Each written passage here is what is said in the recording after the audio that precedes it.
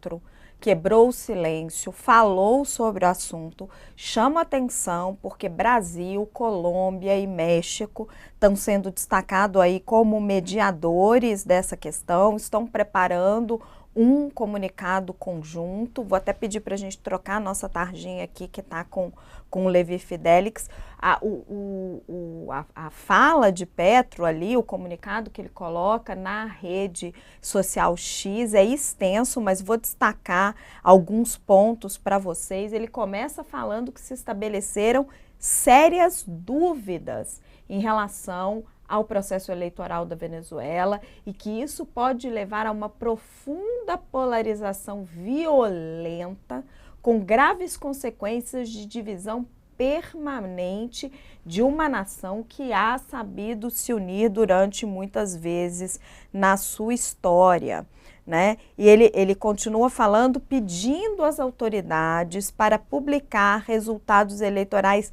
detalhados e com total transparência e que os responsáveis pelo processo eleitoral publiquem imediatamente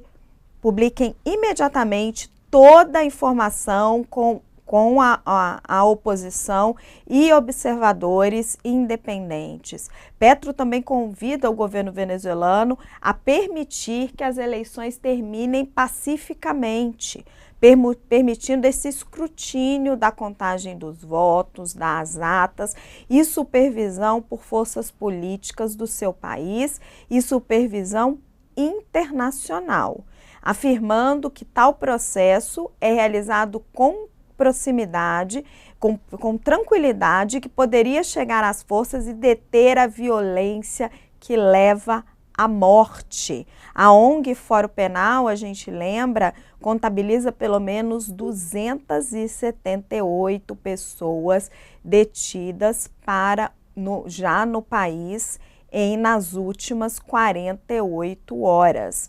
Petro também pede suspensão dos bloqueios e decisões dos Estados Unidos contra os cidadãos venezuelanos, lembrando que ele tem uma boa relação ali com o Nicolás Maduro e com os chavistas, e faz aí esse pronunciamento grande na rede social X, o Gustavo Petro. A gente vai pegando aqui alguns trechos, mas quero pedir aos meninos para comentar. Josias, começo com você. Gustavo Petro claramente está fazendo ali uma coisa escrita, que foi pensada por ele, por sua equipe. Como Lula está pedindo as atas, está pedindo transparência, mas não está tratando o processo como normal e natural, não. Essa é a diferença fundamental, não é? A que comentávamos mais cedo. Não se está diante de um assunto que comporte improvisos. É preciso entregar o assunto a profissionais. O Brasil tinha emitido uma primeira nota de profissional, uma nota de vitrine, escrita pela diplomacia brasileira, divulgada pelo Itamaraty, na qual pedia a divulgação das atas que permitiriam a contagem dos votos segmentados por sessão eleitoral e condicionava o reconhecimento da eleição a essa divulgação. O que diz o presidente da Colômbia, o Gustavo Petro, que, aliás, vem dizendo isso desde o primeiro momento, e agora ele pinta o quadro com cores mais fortes. Ele diz, ainda num estágio anterior à denúncia de fraude explícita, há dúvidas em relação ao processo eleitoral da Venezuela. Quem dispõe de 2 neurônios já não tem tantas dúvidas, inclusive porque, a essa altura, a divulgação das atas já é em si mesmo, em função do atraso, um gesto suspeito. Que atas são essas? Já não foram essas atas submetidas a algum tipo de fraude, mas ele ainda insiste na necessidade de divulgar as atas e de submetê-las a uma supervisão interna, portanto, ao escrutínio da oposição, à análise da oposição, e também internacional. Então, na prática, o que ele está pedindo, com outras palavras, é uma recontagem dos votos. E ele diz, o preço para a não realização de procedimentos esses tão comezinhos num processo eleitoral democrático a não observância desses procedimentos leva ao que está ocorrendo na Venezuela, nas ruas da Venezuela.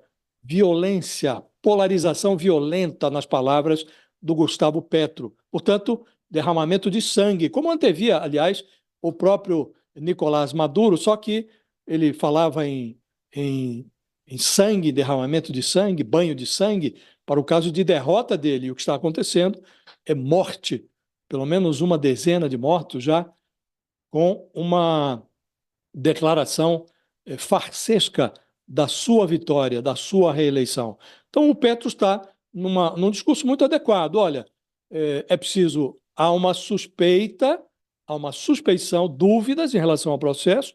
Para que essas dúvidas sejam elucidadas, é preciso que imediatamente, não depois de amanhã, dentro de 3 dias, imediatamente sejam divulgadas as atas de cada sessão eleitoral da disputa que se deu no domingo e que essas atas sejam submetidas a uma recontagem para verificar se foi mesmo reeleito o Nicolás Maduro. Do contrário, corre-se o risco de aprofundar esta violência que já ocorre na Venezuela. Então, é absolutamente diferente do que disse o Lula na véspera.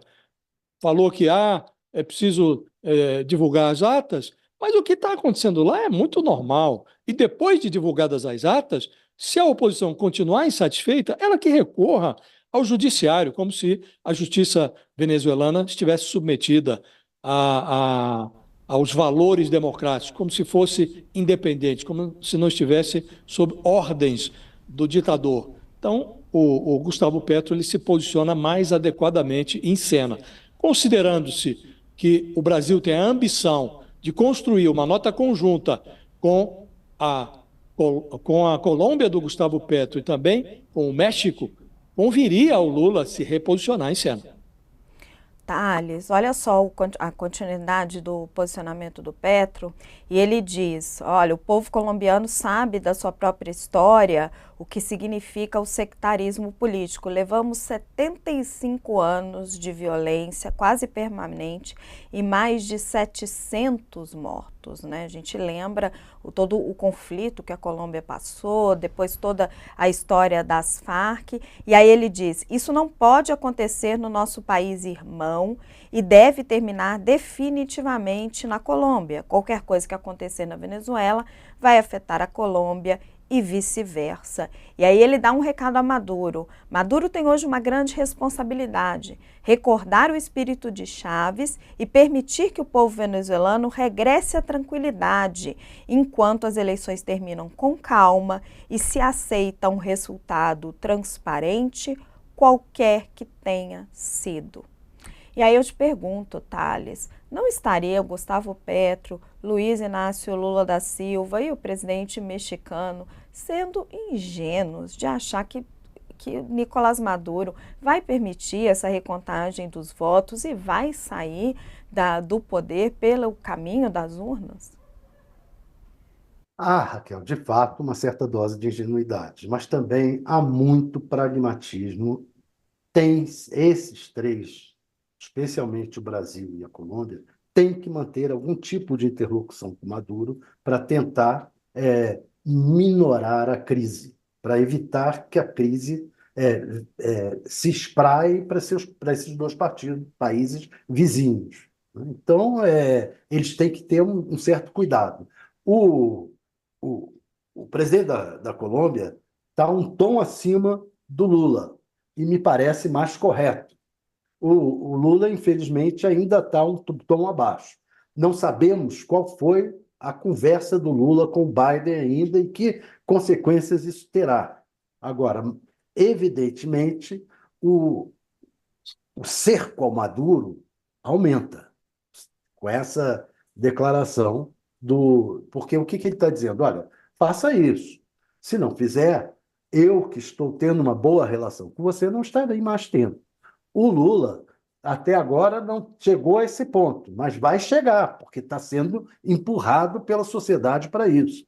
Vai chegar e provavelmente também está sendo pressionado pelos Estados Unidos. Então, o regime do Maduro não está mais maduro, está podre. vai cair se continuar nesse